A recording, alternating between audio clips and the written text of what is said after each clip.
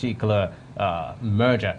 Now, the National Judicial Council, on the other hand, has set up a panel to investigate conflicting court rulings related to the political turmoil in Rivers State. We'll be turning our sights on Rivers State as well, especially with the latest story, a breaking story actually from the court concerning the allocations for local governments in Rivers State. We'll bring you up to speed with all of this, but to make this show what it is, as usual, I have right here with me my co-host, Awero Swagane Ebo.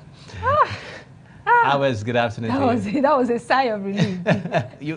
you were anticipating... No, not really. It was you. Okay. What did I do? You're relaxed now when you're saying the name.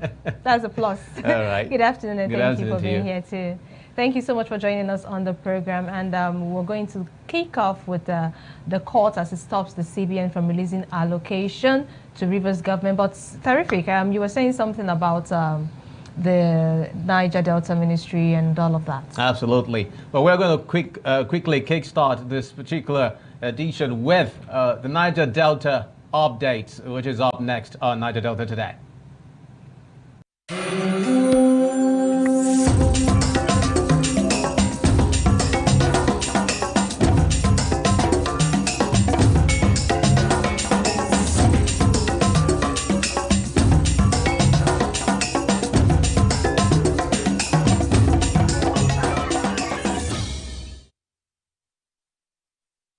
First, the Niger Delta updates. Justice Joyce Domalik of the Federal High Court, Abuja, has stopped the Central Bank of Nigeria, CBN, from further releasing monthly financial allocations to the Rivers State government.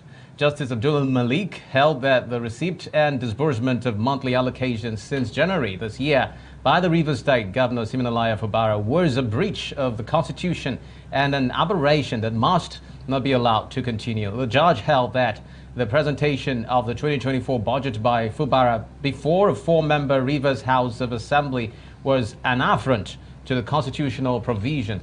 Well, Justice Abdul-Malik specifically said that the governor's action was a gross violation of the 1999 Constitution.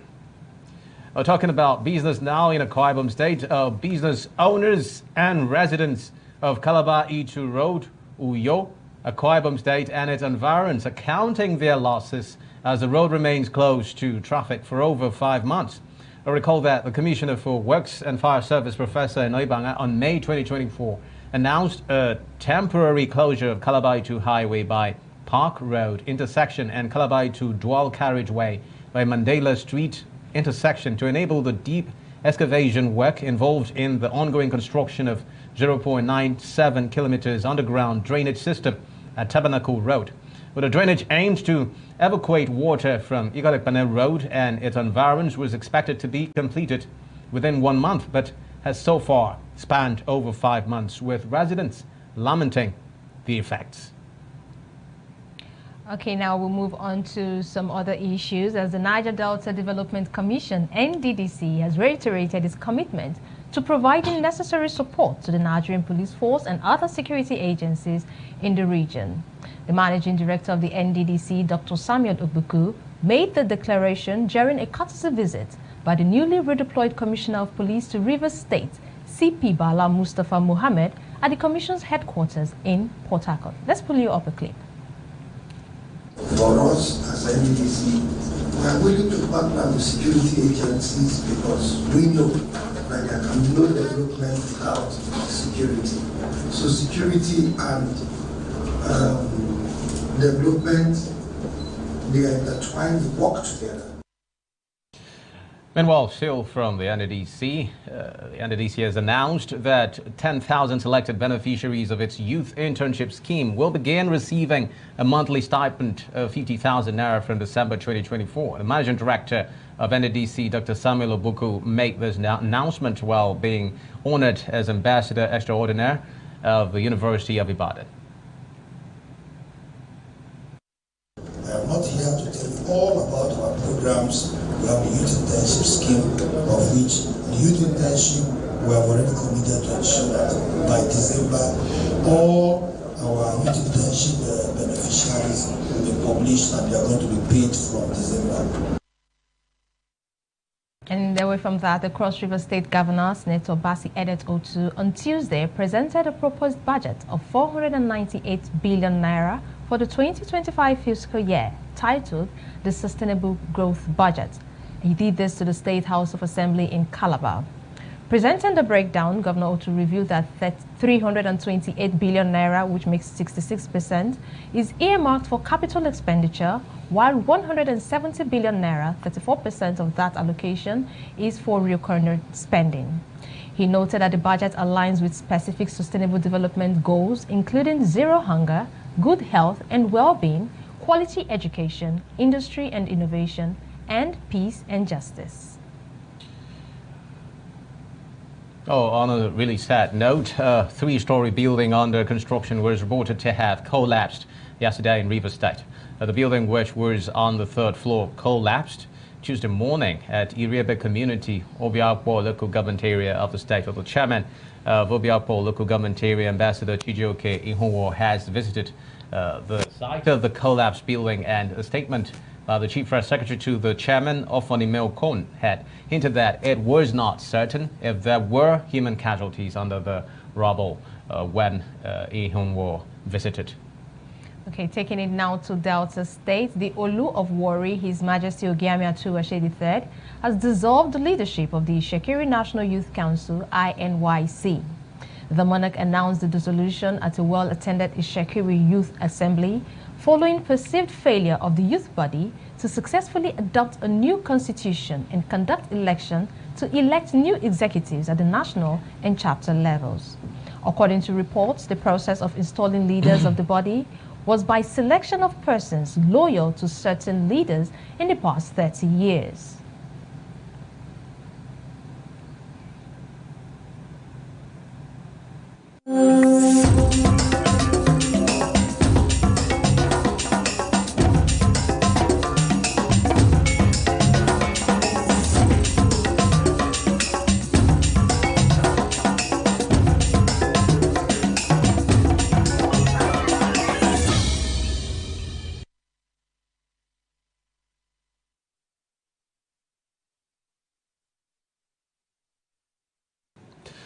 Well, many thanks for staying tuned. Well, moving on to other pertinent issues of the day. Mujahid Asari Dokubo, former president of the Joy Youth Council Worldwide, Tuesday criticized President Bola Tinubu's decision to dissolve the Ministry of Niger Delta Affairs, calling it a total betrayal of the Niger Delta people, in his words. Well, speaking during a televised interview, Dokubo expressed disappointment, saying the move reflects an alleged long-standing culture of sidelining the Niger Delta region in national development.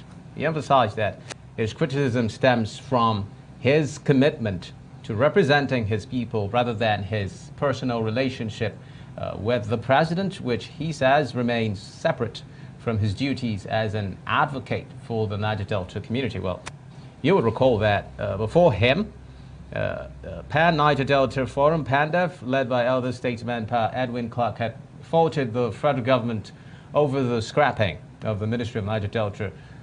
Their concern stemmed from the premise that the Ministry of Niger Delta was established to address specific issues bordering on the peculiar circumstances of the Niger Delta, its damaged environment, and its overall importance to the national economy. Well, also recall that the Minister of Regional Development, Abubakar Momo, had clarified the status of the Niger Delta Development Commission, NDDC, saying that the agency will continue to function as an independent structure within the Federal Ministry of Regional Development. Momo said that the Federal Executive Council only changed the nomenclature of the erstwhile Federal Ministry of Niger Delta Development to accommodate all newly created regional commissions as established by the laws of the National Assembly. But despite this, there are still resistance as to how these changes will affect the prioritization of the region and the ministry created under law to attend to its peculiar needs. We had a couple of reactions to this in Niger Delta Voices, where some concerned Niger Deltans spoke about the merger of the Niger Delta Ministry, making it a regional development ministry. A lot of people feel that the federal government should have maybe given a different consideration as regards what led to the merger, or specifically focusing on the needs of the Niger Delta region. But then let's bring up some of the Niger Delta voices who spoke about this merger of the Niger Delta ministry. We are not comfortable about the scrapping of the ministry because it will impede the development of the Niger Delta. Okay. That ministry was given to us by the late president, Umaru Musa Yar'Adua, for the purpose of developing the Niger Delta region.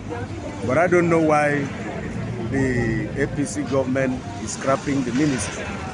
Maybe they want to stampede the development of the Niger Delta, to push our money to go and develop some other region and territory. So giving it a new name is something that we don't really understand. So we are pleading that the president should restore the ministry back to its original status, why it was created. Thank you. Well, I will advise the federal government, presidency, to carry everybody along, and also to make sure there is nothing like partiality, you know. I'd like it, let the president emerge in the Niger Delta, because I'm from the local government area, which we are the one of the production and all production local government. We are not with the impact of Niger Delta. I don't think I should advise the federal government. I think the federal government, they should know what they are doing. If they think that everything is right, they should actually, if they think that because my advice will not go anywhere, so there's no need for me to advise the federal government. All the advices that we have advised the federal government, nothing has been working. So let them do what they want to do. Okay. That is my own stand. Okay. Actually, the federal government have been giving them their allocation. But the thing there is that those in charge are not utilizing it the way they are supposed to be utilizing it. That is the problem. It's corruption. Well, if you like, rename it, or if you like, rebrand it. What the government should focus on is using what is given to them the way the money should be used, not renaming them. They should try everything possible to monitor the money they are giving to the Niger Delta Commission, so that the money will be used adequately. Where they are getting money from, oil, which the nation is getting their major money from, is suffering. People are suffering entirely there. When you go to the riverine areas, you find out that oil spill is affecting the development of that area, and the government is not doing something about it. And they say that they are pumping money into the Niger Delta development. They are not using the money. The government should focus on how they use the money effectively for the development of the Niger Delta. In a world of overwhelming voices where everyone has different opinion on different issues, it is important that we bring the core issue to the fore. Join me, Nancy Banigo, on Softline as we lend our voices to inform and influence your thoughts and actions. This is not just mere talk, it is an invocative program that touches the core of our existence.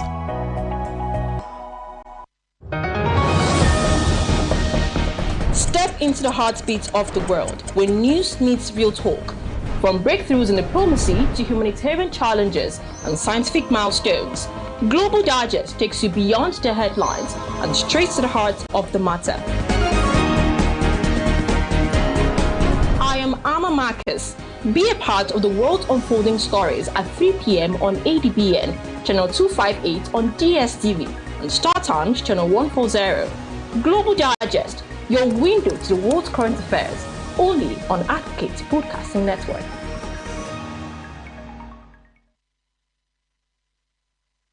Thanks for joining us again. Well, we made you see some of those reactions to the scrapping of the Niger Delta Ministry, making them a part of the Regional Development Ministry.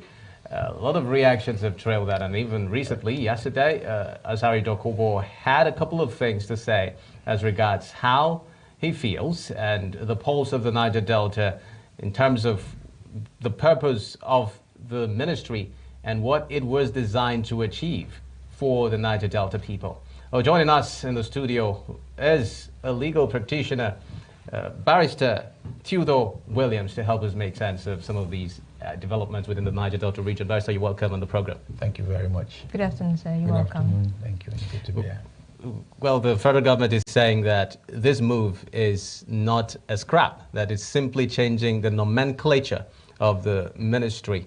What do you make of this? And generally, when you received this news of the scrapping of the Niger Delta ministry, what came to your mind first? Well, when I heard that, when the news filtered in, I think my first reaction was that, what's the logic in it? You know, and then the government gave its reasons that they want a situation where they can consolidate the development of the various development commissions that cuts across the 6 geopolitical zones. And I don't think that it is a good reason. Consolidating the activities of the Niger Delta Ministry was not a ministry that was created for the purpose of consolidating the activities of, or coordinating or being involved in the activities of other agencies of government. It had a specific goal. The function of the Niger Delta was to manage and oversee the development of the Niger Delta area as a result of the oil degradation or degradation of the region based on oil explorations. Now that stemmed up, if you look at it historically, it stemmed up from the 13% derivation judgment of the Supreme Court, where where there were issues. Governments were taking several states took the federal government to court, and one of the measures that the federal government at the time under President Obasanjo felt was, look, to stem off this agitation, this so many dichotomy and all of this, let's create a commission, and then went ahead to create a ministry to supervise the activities of that commission to ensure that the years of agitation of the people of the Niger Delta is painstakingly taken care of through an organization or a structure of the government that will be peculiar to the problem of the Niger Delta.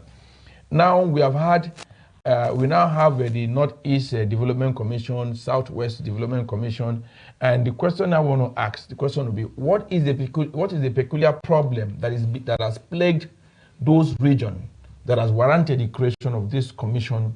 And if there are peculiar problems, I'm sure that those problems are not similar to the problem with the Niger Delta. And so you shouldn't, at any point in time, allow the Niger Delta again to suffer and pay the price for the Nigerian state, as it's always been the case.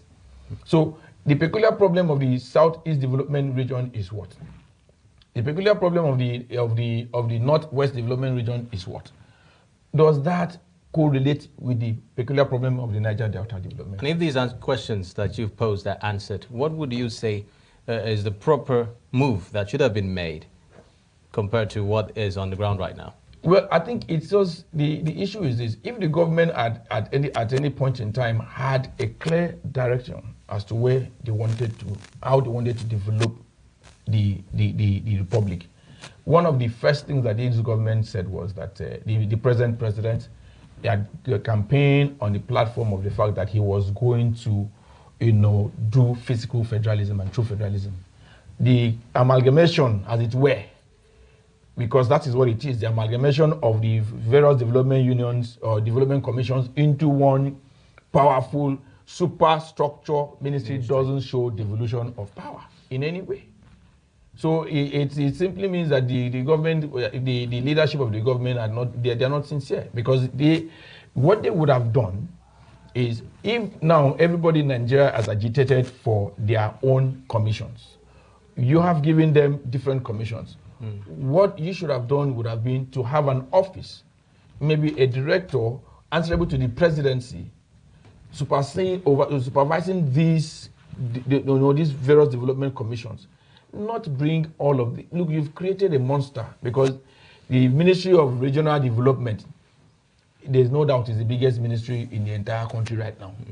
And I don't know how you're going to manage how the government intends to manage the idiosyncrasy of the political intrigues that will go on in terms of if, for instance, I am the minister for Niger Delta for the Regional Development Ministry, and there are projects that are meant to be done in the Northeast development, and those projects are not done because I'm of the opinion that there is no fund to attend to those. Now, how do you solve the problem of the Northeast people, Northeast development region, who says that they are being sidelined because the minister is from one particular region? So you're going to create so many other problems that, that is the problem of Nigeria, that the government is going to create more problems than solving the problem. No, but is it also possible that with a clear mandate defined for each region's needs to be met, don't you think that solves the problem? No. If it's clearly defined, clearly stated from the onset. We have so many ministries in Nigeria that have clearly defined goals. No, I mean specifically tailored to the region's development ministries and commissions. Commissions. Yes. Now, when we have, there's one thing that is going to happen, and I wouldn't be surprised if they start agitating for it now. We're going to have one super minister, the Minister of Niger Delta, sorry, I beg your pardon, the Minister of Regional Development Commission, Ministry. Then, is the president going to create for us 6 Minister of States in that ministry to supervise and function, to protect the interests of the various blocks that have come into that ministry? Because that ministry should naturally have 6 Minister of States. Now, what would happen when the federal government talks about cutting of costs, which is, of course, one of the reasons that informed this scrapping of the Niger Delta Ministry and merging them into the Regional Development Ministry? Would you think that the goal of cutting cost of governance would be achieved with this development now? I don't think so. How do you cut cost when you bring 6 different blocks? Now, if you have Minister of Niger Delta Development has been scrapped, now what happens to the staffers of that ministry?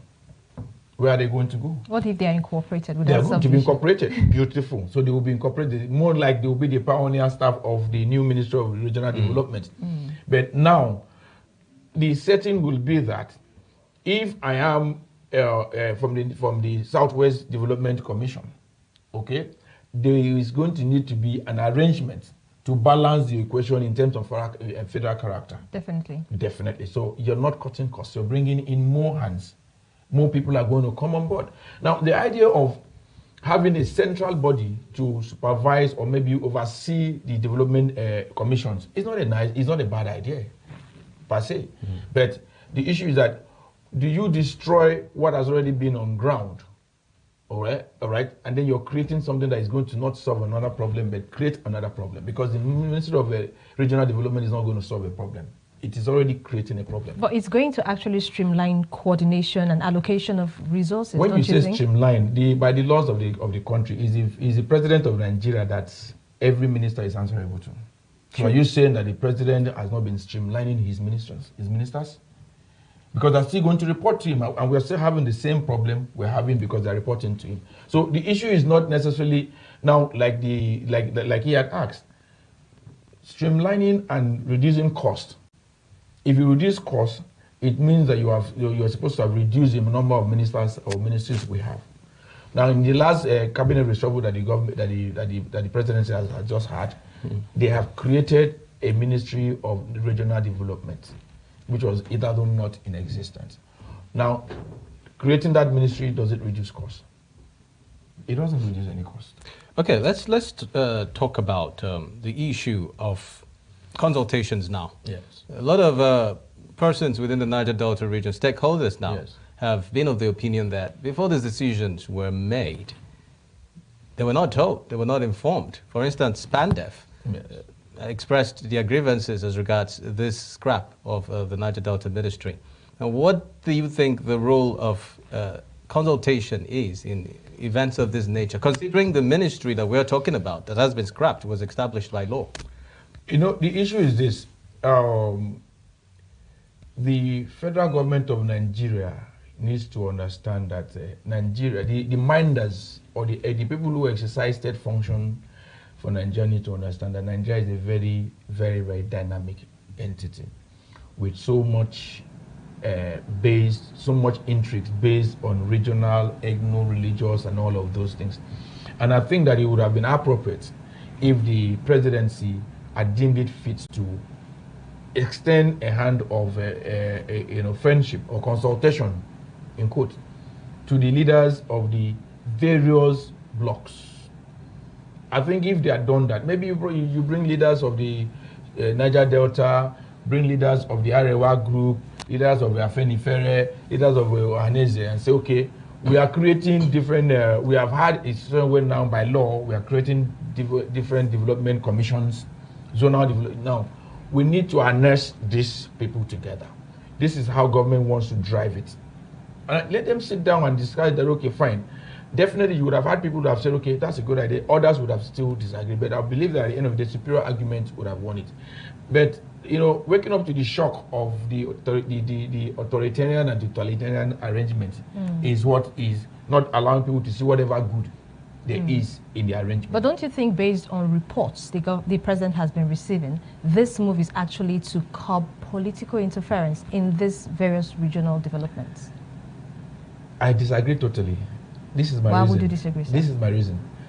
If you're saying that political interference is not going to be a part of the process, then what the presidency would have done is that the presidency would have sat down in Abuja through the National Assembly and the Federal Executive Council, administer the whole of Nigeria and develop all the regions of Nigeria evenly. Evenly. Give everybody what they deserve. But there is no how you are creating a commission. Now, if you create a Southwest Development Commission, there is no how I am going to go to the Southwest, to the Northwest Development Commission as somebody who comes from the Niger Delta and go there and then they'll give me employment and give me a job. Definitely, it's going to be political intrigues. I mean, there is no how you're going to rule political intrigues and interests from it. Now, even in the Southwest, Southeast, the various regional development that we have. Now, sir, there is no how somebody who is a sitting governor in the northwestern states of Nigeria would not have an interest as to who is going to become the chairman of the Northwest Development Commission. But don't you think this move now will actually reduce the extent of their influence? How is it going to reduce? Because how is it going to reduce? How? The president will sit down and appoint a person. The president will not appoint somebody from the sky. He will have to still ask people from the Southwest as to who is eligible to be appointed. So he doesn't. If the only thing you can do to curb all of these political intrigues that you're talking about is if the presidency would be straightforward and develop Nigeria equally. Now let's talk about the domestic concerns that the Niger Deltans are having. Now, we understand that the original idea of the creation of the Ministry for the Niger Delta Affairs was to take care of those pertinent issues affecting the Niger Delta region, especially stemming from the hazards of oil exploration and ensuring that the people have a sense of belonging that, yes, we are the producers of these materials that Nigeria is enjoying generally. Yes. The people are aggrieved, saying that their commonwealth is now going to be used for the development of other regions. Speculations and reportedly, so to say. Now, do you think that these concerns are legitimate, or would you say that despite the developments and recent happenings within the polity, that there is going to be a way the federal government would be able to handle this in such a way that that sense of belonging is still retained for the Niger Delta region? Okay, first and foremost, I want to correct one. I want to air my opinion as far as the word speculation is concerned. The monies that are used to develop Nigeria is legitimately from the Niger Delta. It's not speculation. There is no other resources that the federal government of Nigeria earns money from rather than from oil sales. And where is 90% of that oil from the Niger Delta? So that is not a speculation. That's a statement of fact. If the government wants to deny that, they are free to deny it, but it is even visible for the blind man to see that the Niger Delta sustains the Federal Republic of Nigeria. And that's why we're having oil crisis. Because if Nigeria had other resources, that's why our currency is dropping. Because if Nigeria was importing or exporting some other products, maybe our currency would have had some leverage to contend internationally. So it's not speculation that the Niger Delta sustains Nigeria. And if the Niger Deltans are, people of the South are suspicious and weary, they have a reason to be so. They have a reason to be suspicious and weary because over the years, we have always had a situation where they will pat us in the back and say, we are not like that, we are going to do this, but eventually when we turn our backs, we see that the reverse is always the case. And so if the presidency is saying that they are going to look after the interests of the Niger Delta and that they will not be marginalized, my brother, my sister, Nigerians, Niger Delta has been marginalized for over 50, 60 years now. The only thing that they could do for us was to create the Ministry of Niger Delta Affairs and create the Niger Delta Development Commission. Which is still in existence. But unfortunately, if you look at the activities of the Niger Delta the Niger Delta Ministry of Niger Delta Affairs, it was not only manned by Niger Deltans. It was a ministry of the Federal Republic of Nigeria that had people from other parts of the country who worked there. So there's no basis for anybody to feel that, that they did something for the Niger Deltans that was truly and fairly Niger Deltans. In the Niger Delta Development Commission, we had people that were non-members of the Niger Delta that were members of the management board. Okay. They were there as executive directors and non-executive, members of the governing board. So there is no way that so if our people feel marginalized, they are right to feel so that they have been, we are smelling a rat somewhere and it's okay. Okay, now the rat was smelling. Do you think it is a plus that the Minister of the Regional Development is actually a Niger Delta? Do I think it's a plus? Mm-hmm. It's a political gimmick. That's what it is. So because they knew that we were going to react. They knew that the people would not take it kindly.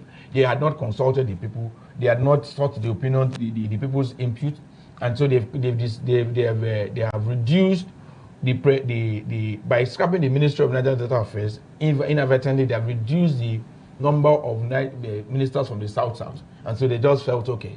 Yeah. So in order to make that number, how long is it? I mean, I don't know, but for me, it's a political game, and that doesn't change the fact that the Niger Deltans were not consulted, and the bulk of the money that will be used to develop all of these other commissions, I can tell you that without my saying, more than 50% of monies and allocations that will be sent to the Ministry of Regional Development will be money from oil sales proceeds, which comes from the Niger Delta. Okay, holistically now, before we move to Rivers State, where another issue is brewing and has been brewing for a long time now, let's arrive at an agreement, at least within this particular setting.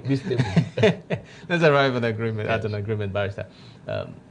What do you see moving forward from here now, as we talk about the Regional Development Ministry? To what extent would you send a word out there to the powers that be that are listening, those steps that must be taken, practical steps, in ensuring that this doesn't snowball into issues that would be another conflict of interest?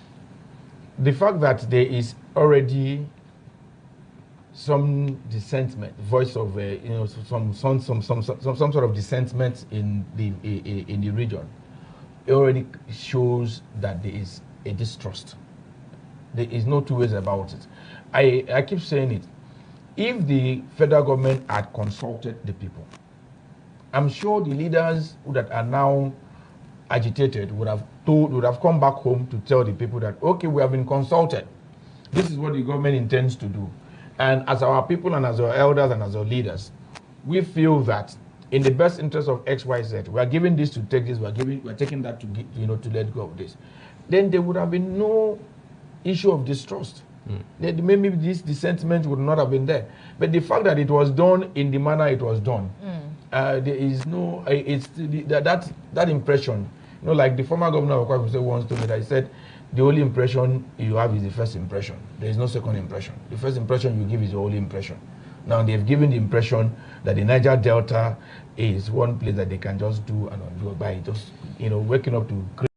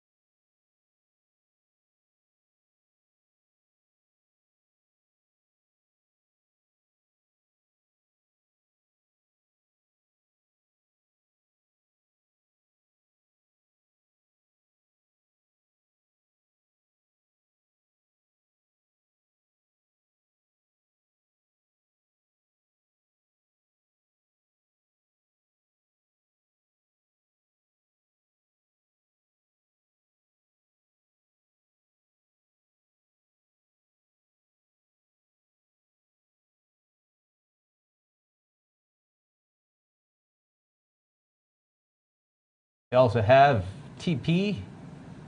So long as the resources of the Niger Delta region would not be used to develop other regions under the new name, it's fine.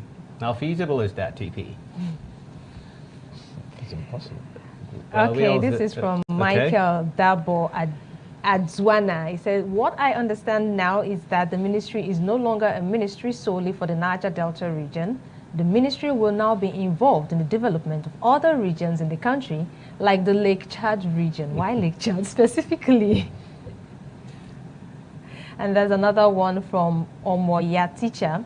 He says, if the ministry is merged, the employees may still be there, even though the ministry may not exist. If the ministry is scrapped, all of its employees will be gone. So does that imply that the federal government is preparing to lay off a large number of employees in some of these ministries? There will be negative consequences, particularly in the Ministry of Sports and the Niger Delta, if those ones are scrapped. Yes. But they have been scrapped. They have been scrapped. Renamed, rather. Uncle Dan is of the opinion that consolidating the Ministry of Niger Delta with other regional development bodies under one umbrella is a smart and welcome move. Thank you. While we are not fans of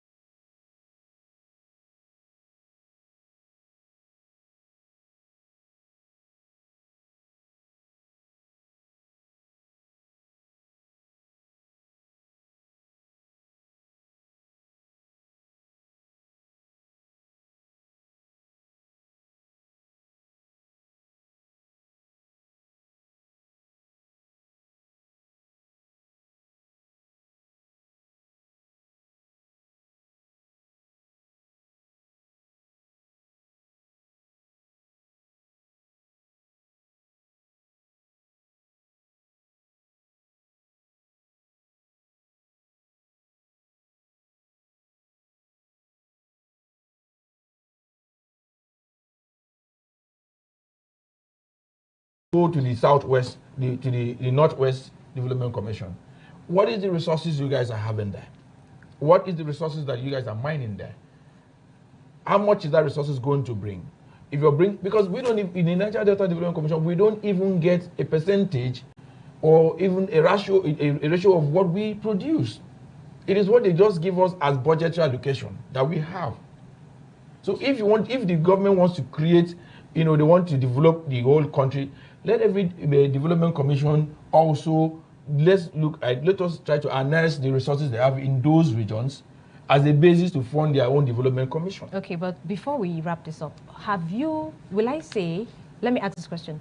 So far, have you been satisfied with the job the Niger Delta Ministry and the NDDC has been doing in the Niger Delta region? Being satisfied with the job the Niger Delta Development Commission has been doing and the Ministry of Niger Delta Affairs has been doing in the last region is a replication of the nature of the governance we have. Because you see, if government says that they are buying this biro for 20,000 naira, and government puts down the procurement procedure and they follow it through, this biro will be bought for 20,000 naira. So the lapses that they've created, if they have created their own lapses because they are also benefiting from the process, they shouldn't come and, punish the common man in Akwa Ibom State or in Bayelsa or somewhere in River State whose only source of livelihood is fishing. So you have not been satisfied? I wouldn't say I have not been fully, I wouldn't say I'm fully satisfied. I wouldn't say I'm fully satisfied. Just like I wouldn't say that there's any perfect situation. Mr. Williams, let's quickly turn our sights on what's happening in Rivers State, where the National Judicial Council, NJC, has set up a panel to investigate conflicting court rulings related to the political turmoil in Rivers State. Well, the protracted power struggle between Rivers State Governor Siminalayi Fubara and his predecessor, Nyesom Wike, currently serving as the Minister of the Federal Capital Territory, FCT, has created a complex crisis in the state. But this has resulted in confusion and numerous court disputes leading to conflicting decisions. One notable case involving two conflicting decisions issued on the same day, September 30, by the Federal High Court in Abuja and the Rivers State High Court in Port Harcourt concerning the local government elections that were scheduled for 5th October. And talking about the local government elections, just today, Justice Joyce Abdul-Malik of the Federal High Court, Abuja, stopped the Central Bank of Nigeria, CBN, from further releasing monthly financial allocations to the Rivers State government. And reactions are already trailing that. Mr. Williams, Rivers State. Developments in that state has shown that it's as if every breaking day we have a new twist in Rivers State. And most recent is this breaking news: the Federal High Court preventing the CBN from releasing allocations to local government. They hinged the decision on the premise that the governor did not properly present the budget. River State is like the book we read when we were in secondary school. I think Wilson, it book, 1 Week, 1 Trouble. Something, yeah. There was a book like that. I think it was written by Eddie or one of those writers. And so it has come to play in real life what we read in storybooks, that there can be 1 week, 1 trouble, because there's always a trouble in River State every week.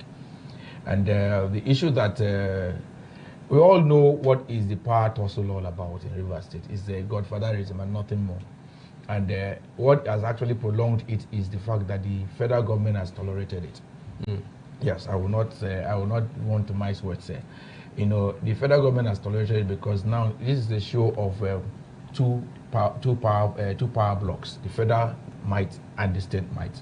And then the federal might is the ruling party, the state bloc is the opposition party. And so either way, the federal government has refused, or the president has refused to put his foot down. You see, the law says that the federal government of Nigeria shall ensure the good governance of every territory of the Federal Republic of Nigeria, and that includes Rivers State. And the means by which the federal government would, the president as the commander-in-chief of the armed forces and the head of the government and the head of the country would, through the National Assembly, is clearly spelled out in the Constitution. So now the law recognizes that there is a state governor. The state governor is the chief executive officer of the state. And at that point in time, once there is a person elected as the governor of the state, sworn in legitimately, I don't see any reasons why there should be a contending power to the power of the elected governor, and the federal government would not come or rise to effect the powers of the governor as provided for in the Constitution. So there's hanky-panky going on in Rivers State, and that's a very obvious fact. The role that the courts have played, well, as a practicing lawyer, I don't think I want to begin to put to question. Okay. Hold on. Let me finish my thoughts. I don't think I want to put to question the wisdoms of my lords Okay. The wisdom from the Lord, I don't want to do that on air. Yes, maybe I may have a contrary opinion about whatever has happened judicially in terms of River State ruling, a judgment, the various judgments that are taking place in River State. I may have a contrary opinion, but when I'm in the court and my Lord says this is the ruling of God, I say as the court pleases. True. Yes. So as the court pleases, as far as River State is concerned, I wouldn't want to subject the reasoning given by the courts. But unfortunately, I would like to say this, that those that are manning our courts, who have been elevated to that position of judges, should do that with the highest integrity. Should do that with utmost decorum, that those of us that are here are looking up to them. Yes, because they have trivialized and they have not only trivialized, they have also brought, there have been certain actions that has put a lot of question marks on the integrity of the court. But I wouldn't want to go into the details of what the court has done in River State. Okay. Now, speaking about what the high hands at the courts they are doing, the courts naturally, or the judges naturally, do not make cases for the plaintiff or the defendants, right? Yes. So it depends on what is presented before the judge that he gives his ruling. You might see it in clear terms that this case should go this way, but if you're not presenting your facts right, I shouldn't judge based on what I am not seeing.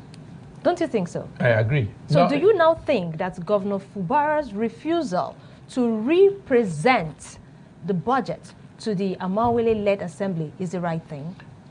Is the governor refusing to present a budget? Yes, they gave him the option to represent it to the Amawele-led faction. Now, see, there is what we call a constitutional lacuna in River State.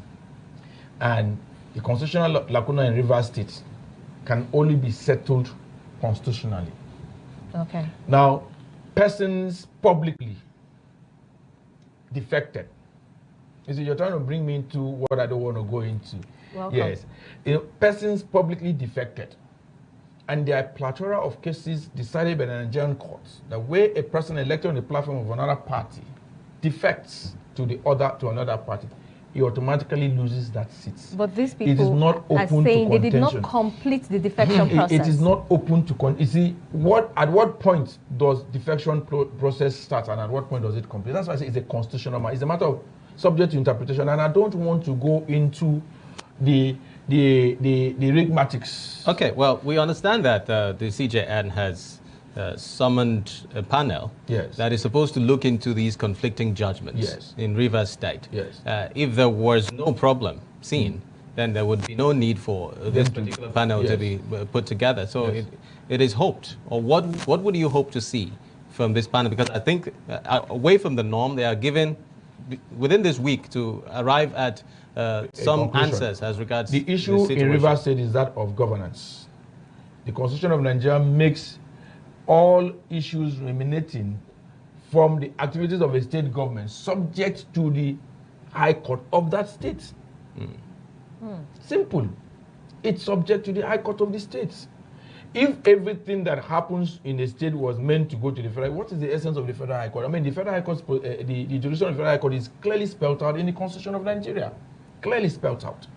And so, if matters that were supposed to be treated or supposed to originally originate in the River State High Court have now gone to originate at the Federal High Court, will that judgment be binding? The judgment coming, you see, I don't want to go into, I commend the CJN for my Lord's wisdom to look into the matter by setting a panel or a committee to see how the situation can be harmonized. And that's because I think the CJN presently is appalled by these activities of conflicting judgments with concurrent jurisdictions of courts. And I think it is nice. It is a right step in the right direction because he's trying to bring the integrity of the judiciary back to where to its time-honored essence. And so it is a wonderful deal. And I hope that they come out with something that will be agreeable to both parties. Because right now, we are, as it were, that will become a political solution than a constitutional solution. Well, Barrister Williams, This is not the first time we're hearing of conflicting judgments within Nigeria. Yes. During CJ Enariwola's tenure, he complained bitterly about this particular issue and also looked at ways he was going to see to it that there was a change in the dynamics of the system and the judiciary. What do you feel is the reason for these continued issues within the judiciary in the country? As a lawyer, I would say this. The Nigerian Bar Association has a big role to play in this. The disciplinary committee of the NBA has a lot to do as regards this embarrassment. Because you see, like she had asked earlier, the judge doesn't go around looking for cases. It is the matters that are brought to the judge by lawyers that the judge adjudicates on. And I think NBA should begin to put in place mechanisms for discipline erring members of the bar. I mean, you're allowed to litigate for your clients, no doubt about that. But you see, when your action or your litigation is such that it's supposed to bring the judiciary, an entity, into disrepute and public opium, then it should be something that the NBA should look into. Okay. While you were speaking a while ago, you made mention of the fact that it shouldn't have escalated to the level of the Federal High Court. So you're saying whatever was happening or is still happening in Rivers State could have started and ended in the Rivers High Court? Yes, it could have, because, I mean, it's because some people lack trust in the system. Whoever is causing the problem in Rivers State now, when he was governor of Rivers State, did he obey Federal High Court judgments? Yes, did he obey Federal High Court judgments? That's a rhetorical question that has not been answered for a very long time. So we're not going to go into that. Now, why did he not obey Federal High Court judgment? Because these were matters that had original jurisdiction state, embedded in the state high courts. And now, why does he expect some other person not to use the same state high courts, which by law is the statutory body to legislate on governance activities as far as the government of Rivers State is concerned? So this matter would have, like I said, the federal government of Nigeria should wage in, bring down the sledgehammer, and then when the sledgehammer lands, everybody will know that the federal government is in town and not take sides. All eyes will be on the NJC and the decisions that they would arrive at the end of this panel and what they've been able to find. So we'll keep our eyes on the ball and ensure that we keep Nigerians informed as regards. Many thanks, Barrister Theodore Williams, for making our time to feature on the Niger Delta Today program. Really grateful to have you. Thank you so much, sir. Thank you. Appreciate that. Well, that's going to be the signs of Niger Delta Today. Thank you very much for being a part of the program. But remember that you can follow all our activities on adbntv.com. Also on all our social media platforms. My name is Xavier Robert. I'm wishing you a terrific afternoon. Ours. Thank you for being a part of the program. Do enjoy the rest of our programming. Bye.